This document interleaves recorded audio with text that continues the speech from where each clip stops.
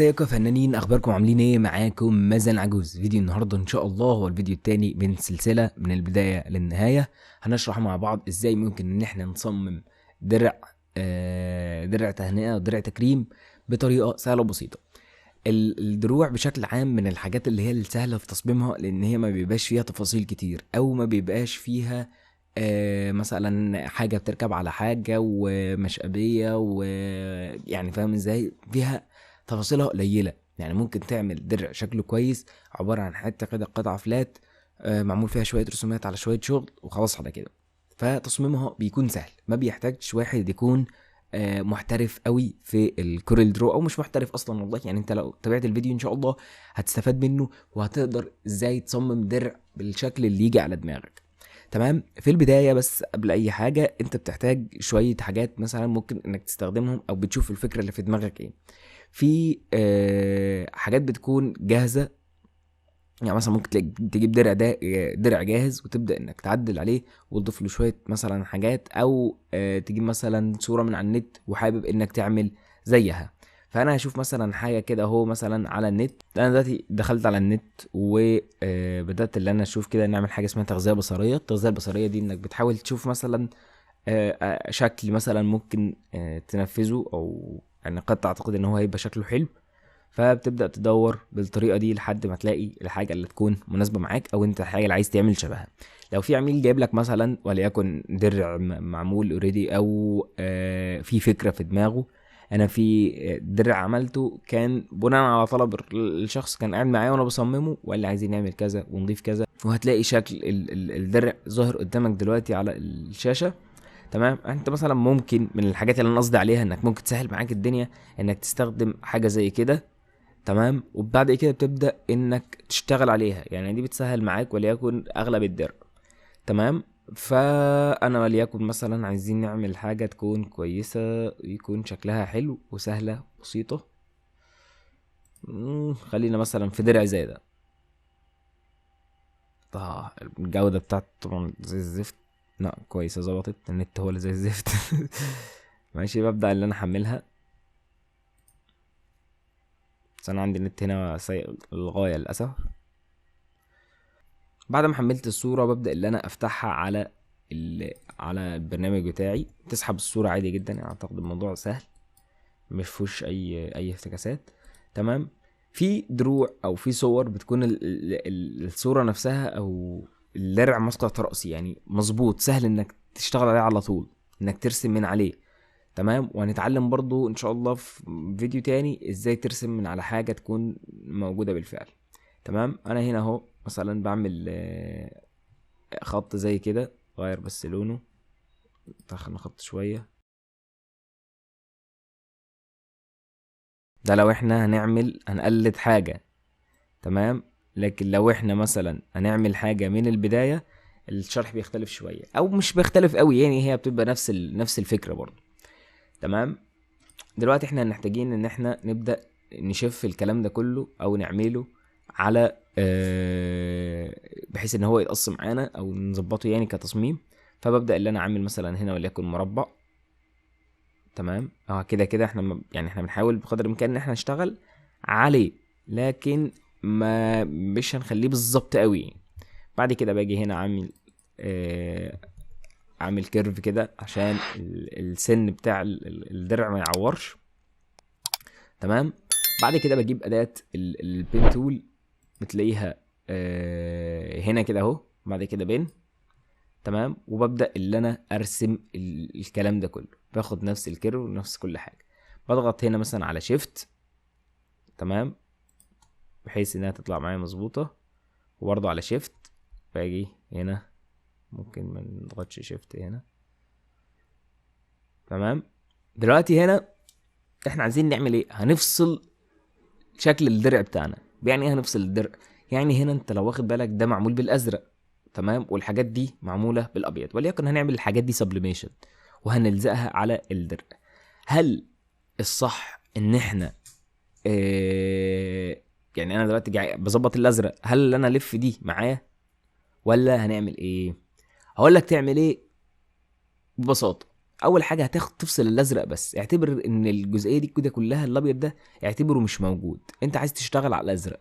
فعشان نشتغل على الازرق هتيجي هنا اهو مثلا وليكن، وتيجي اعطيها الكيرف بالشكل ده، بتضغط بتهولد يعني ثواني، بتيجي هنا مثلا على الزاويه مثلا وليكن هنا، وبعد كده بتضغط على الماوس، تفضل دايس تمام، وتبدا انك تظبط الكيرف اكبر قدر ممكن. تمام كويس قوي. انا كده بالنسبه لي الدنيا تمام التمام. باخد هنا كده اهو وليكن، هقول لك برضو احنا نعملها اي حاجه هنا مش هتفرق، هقول لك ليه.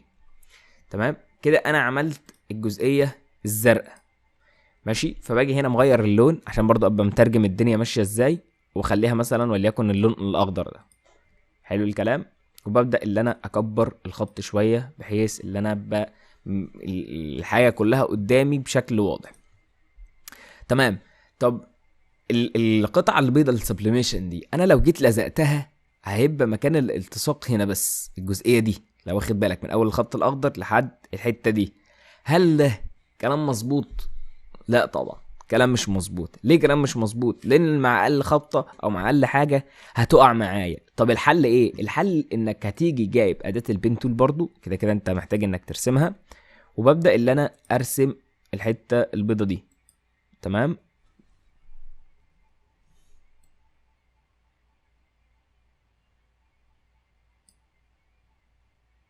اقول لك على حركه احسن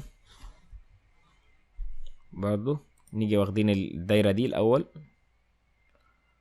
طبعا بتضغط على كنترول، وبعد كده بجيب اداه الكونتور وببدا اللي انا اسحبها كده سنه بالشكل ده، واضغط على كنترول كي ماشي بالطريقه دي.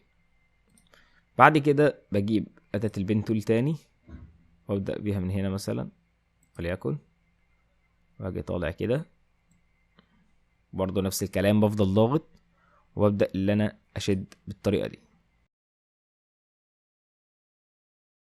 وابدا اللي انا اشد. انت كده كده مش هتعمله بالظبط يعني، فانت ما تدققش قوي، انا بعرفك بس الطريقه مش اكتر. تمام.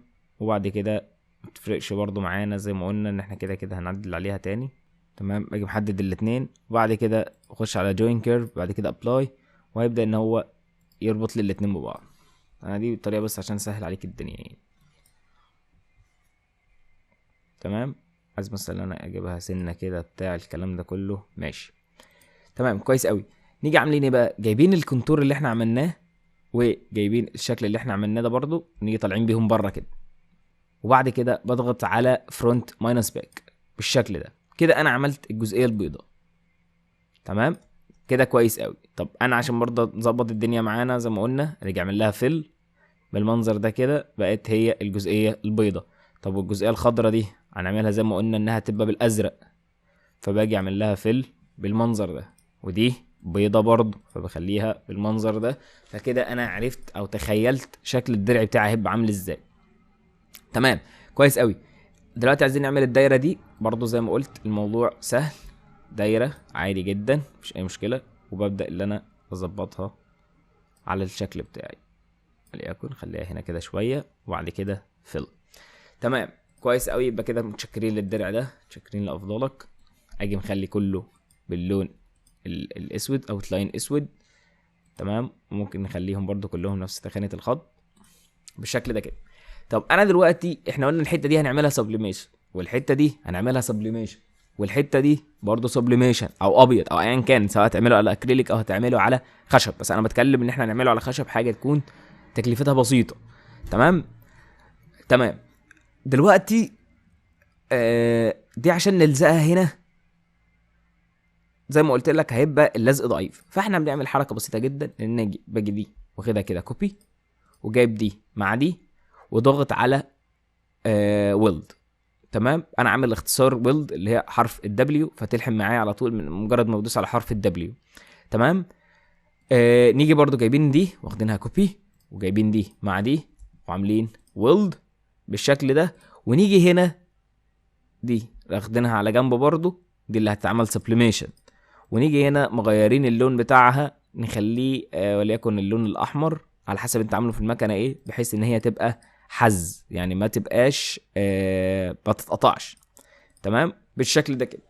كده انا دلوقتي هقص دي وليكن على لون ازرق، على لون احمر، على لون اخضر، ايا كان لون الدرع او لون الحاجه اللي انت تعمله، وببدا اللي انا اقص دول سبليميشن واطبع عليهم والزقهم بالشكل ده كده. تلزق هتلاقيها معاك مظبوطه بدون اي مشاكل. تمام تمام كويس جدا. طب دلوقتي انا خلاص كده عملت الشكل الاساسي اللي هو بتاع الدرع بتاعي. تمام ممكن برضو نلحم دي معاها.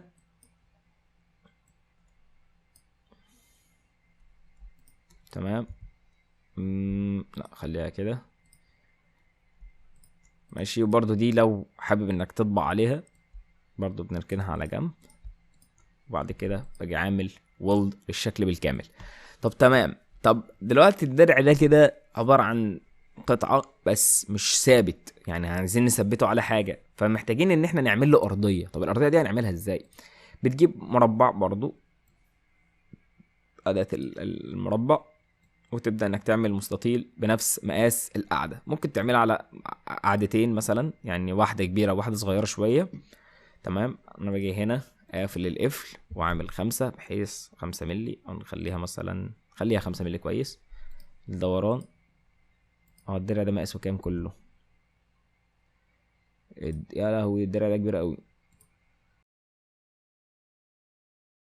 ماشي مخدناش بالنا من حته المقاس، فبصغره بالكامل عادي جدا بدون اي مشكله. دي الميزه بقى على فكره في الدروع، صح، انك تقدر تعمل الدرع بالمقاس اللي انت عاوزه بدون مشاكل. يعني انا مثلا عايز اخلي الدرع ده وليكن هو حاليا كام؟ حاليا 30، خلاص كده 30. عايزه 50 اجي مكبره، عايزه 60 اجي مكبره.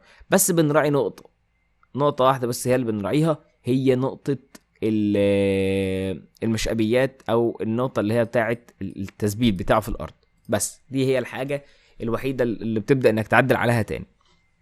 تمام فخلاص انا كده ظبطت الدنيا بتاعتي. وليكن انا هستخدم الدرع ده خشب 3 مللي اللي هو بيبقى الصافي بتاعه 2.4. فباجي عامل هنا مربع كده، وليكن اخليه 2 سنتي. تمام بخليه 20 مللي، وهنا بخليها 4 بخليها ماشي خليها 2.4. انا كنت عاوز اخلي دي برضو تبقى معانا بحيث انها تسند الدرع اكتر، وده بيكون افضل برضو. تمام لو عايز تخلي دي كمان فيها نفس اللسان، يعني الاتنين دول يبقى طالع منهم لسان ويركب في الارضيه، هيكون هيدي متانه، بس هيبقى ارخم في التقفيل شويه. بيبقى الحاجات دي بصراحه بتبقى ارخم في التقفيل، لان مثلا ممكن بتلزق تتحرك مثلا 2 مللي كده مش عارف ايه الكلام ده كله، هتلاقيها مضايقه معاك الدنيا. فاحنا خلينا اللي احنا هنثبت الشكل ده بس هو اللي هيثبت في الارضيه بتاعته. فباجي هنا عامل مثلا وليكن 3 حتت بالشكل ده. باجي جايب اول 2 واعمل لهم كومباين، وباجي مسنتر التانية معاهم في النص، وباجي اعمل لهم كومباين هم كمان.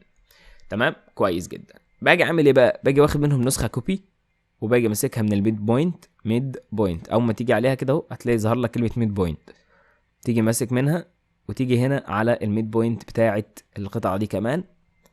تمام وبعد كده باجي ضغط على وولد. كده انا عملت اللسان بتاعي. طب انا دلوقتي مثلا هتقول لي يا مازن انا عايز اعمل دي طبقتين، عايز اعملها طبقتين وعايز اخلي اللسان ينزل في الطبقتين. تيجي عامل ايه؟ تيجي واخد برضو نسخة منها تاني، وتيجي جايب دي نفس الكلام زي ما عملنا من شوية ماشي، وتيجي عليهم وعامل لهم وولد. كده انت عملت لها طبقتين او خليتها تلزق على حتتين ماشي بالطريقة دي كده ماشي.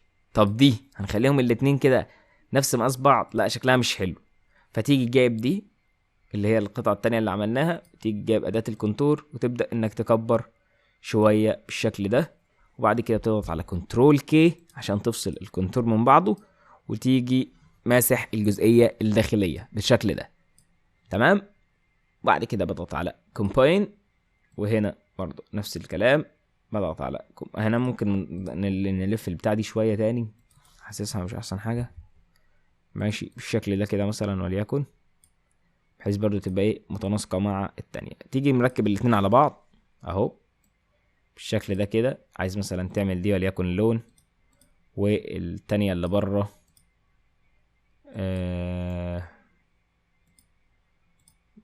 بيج اهو، اسنترهم الاتنين في بعض. ودي التانية مثلا هنعملها باللون ده كده مثلا، انا بس عشان اوري لك الشكل هيبقى عامل ازاي. تمام، ده بيبقى شكل القعده بتاعتنا. تمام كده. دلوقتي دي هتركب على دي، سي واي اهو ركبوا على بعض. وبعد كده دي عامل له جروب، دي بتركب عليهم بالشكل ده. لحظة واحدة، اوردر فرونت اوف بيج.